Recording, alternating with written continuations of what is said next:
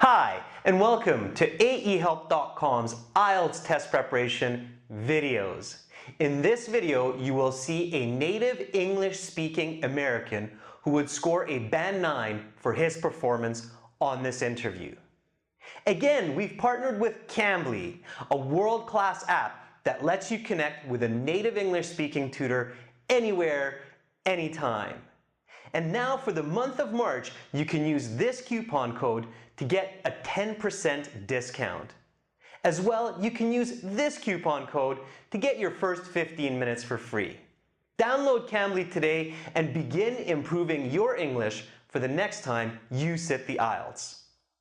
After the interview, you will see a lesson which explains why a native speaker may need to take the IELTS, as well as why this candidate would score a band 9. For over 100 hours of video lessons, 6 full exams, and an interactive course, visit and join us today at aehelp.com. Now watch and learn. Welcome to the speaking portion of the IELTS exam. My name is Adrian. I will be your examiner for this part of the test. May I see your identification, please? Yes, you may. Thank you. And what is your full name? Well, my last name is Buchanan. My first name is Davis, but please call me Dave. Okay, Dave, here is your identification back. Thank you. And I'm going to record this for marking purposes. Okay. The speaking has 3 parts. I will give you instructions for each part. For part 1, I'd like to get to know you a little bit better and ask you some questions on a general topic. Sure. Where did you grow up? So I was born in Monterey, California, but I actually grew up in Long Beach, California. What do you like to do for relaxing? Well, I like to go swimming. There's a good pool close to my home, and I find that it's not only good exercise, but it's a good way to unwind from the stresses of the work week. Let's talk about vacation. Okay. What do you like to do on your vacations from work? I mostly enjoy going sightseeing and checking out a historical city such as Rome, or doing something active like going to Hawaii for some R&R and doing some surfing. How many days do you usually take for a vacation? I usually take about 2 weeks. Just a month ago, I took 14 days and went to Florida to visit a cousin of mine. I usually find that this is enough time to relax and recuperate. What was your favorite vacation until now? That's a tough one. I've had many good vacations. But if I had to choose one, I would have to say that my alpine adventure this past winter to Aspen, Colorado was one of the best. The snow, the powder was just perfect, so the weather was great and snowboarding was just second to none. If you could go anywhere for a couple of weeks to relax, where would you go? I think I would go to Costa Rica. Based on recent recommendations from good friends of mine, it seems like that's a very nice country to visit, and I haven't been there yet. It sounds like the jungles are amazing and the surf is incredible, so that would be my next destination. Have you visited another continent? Yeah, I sure have. I've actually visited many countries around the world. I've been all over Europe, and I visited South America and Asia as well. What was your opinion about them? I have different but good opinions about each place I've visited. For example, I really enjoy the natural beauty that South America has to offer. And I love different cuisines, such as the Korean barbecue, which is one of my favorites. Okay, that is the end of part 1. Now we will continue with part 2. For part 2, here is a card with some questions. Please don't turn that over yet. Okay. Here is a pencil and here's some note paper. You will have 1 minute to think of your answer, write notes if you wish, and then you will have 2 minutes to speak. I will tell you when to start and when to stop. Are you ready to begin? Yes, I am. Okay, go ahead, turn over the card, and your 1 minute preparation time begins now. Okay.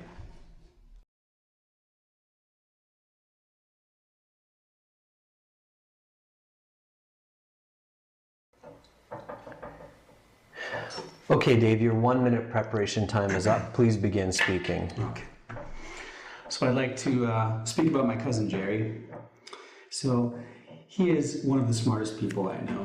He not only has a degree in math from Stanford University, but he owns his own business and has a family, a wife and a father of 3 children. He's of average height. He's got blue eyes, blonde hair, a pretty well-built guy. He's always smiling. He's my mom's older sister's son, so he's a little bit older than me. Jerry's not only very intelligent, but also very hardworking, which is something I really admire about him. As I mentioned, he not only has a doctorate in math, but he also teaches part-time 3rd and 4th year students at university. He's also come up with some of his own math formulas and theorems. In addition to this, he uses his math and people skills to build his brokerage firm, which he now runs with about 10 staff. And in his business, he makes lucrative investments on behalf of wealthy investors. He's a very good father, and he always pays attention to spending quality time with his wife and especially his 3 children. Just last week, we went on a picnic together, and I joined them in the park and threw some ball with the kids. So Jerry has a very bright future ahead of him. He's already a very successful businessman and professor, but I really wouldn't be at all surprised if in the near future he will win some kind of award, such as a Nobel Prize even. Okay, Dave, I'm going to stop you there. Your 2 minutes is up. So please pass back the note paper, the pencil. Mm-hmm. Thank you. The card as well, please. Thank you. And now we will continue with part 3. For part 3, I'm going to ask you some more questions related to the topic of part 2. Are you ready to continue? Sure, let's continue. Let's talk about intelligence. What makes a person intelligent? Well, there are many different criteria for intelligence, and there are many different types of intelligence, but I would say a good indicator of general intelligence is the ability to problem solve. So people who are, let's say, better problem solvers than 95% of the population are considered to be intelligent. Is this always true? Well, not always. There's, as I said, different types of intelligence. So let's say if a person is an extremely gifted painter, that doesn't necessarily make them a good problem solver, but that is also a form of intelligence. Some people feel that being very intelligent can also be a burden. Do you agree with this notion? I certainly do.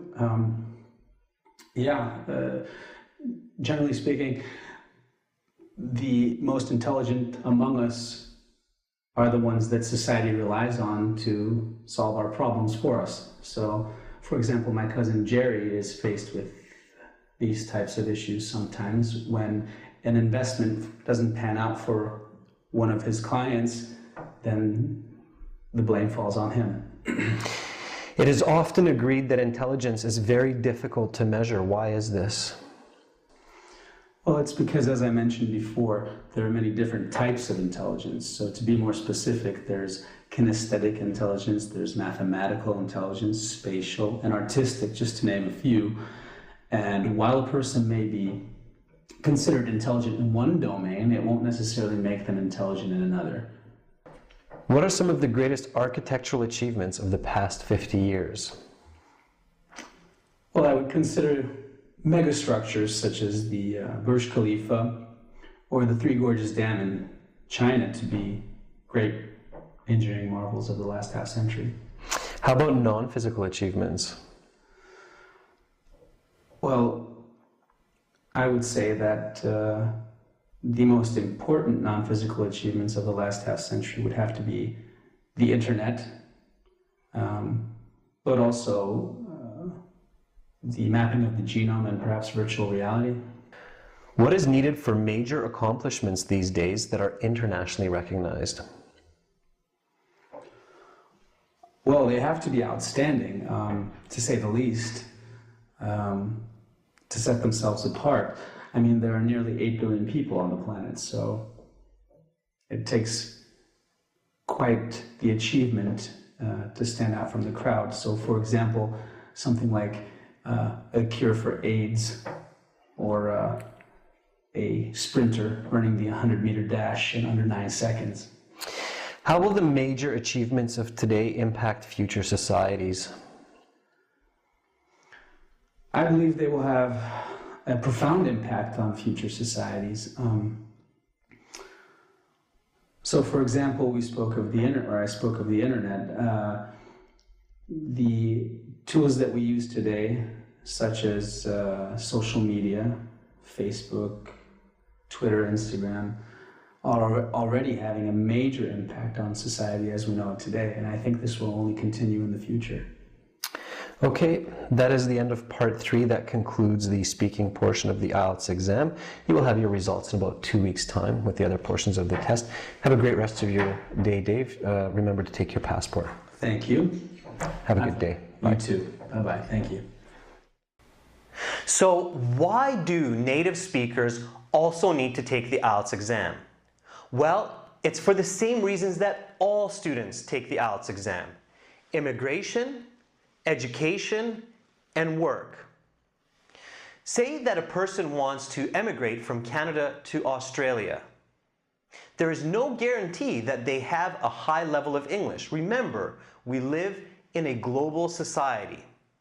So if they have no other proof of English, such as grade 12, they can be required to show IELTS scores.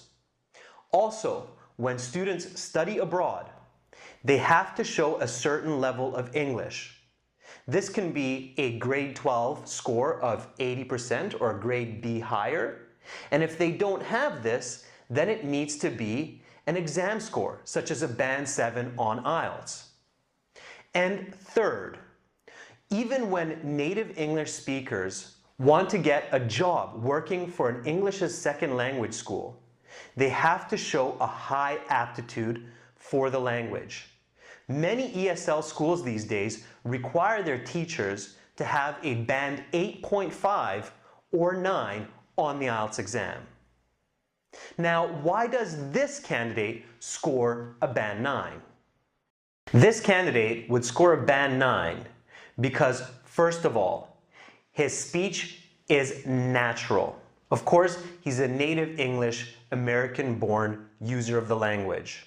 So his pronunciation, intonation, enunciation, word choice, use of expressions and idioms, as well as sentence structures are perfect. Secondly, he uses a great range of vocabulary. He has excellent lexical resource. Third, he has great comprehension and coherence. Of course, he understands every question clearly and he answers them accurately. He gives full answers, explanations, and often provides examples. His part 2 response is complete with lots of detail and good structure. This is what you need to do to get those nice high IELTS band scores.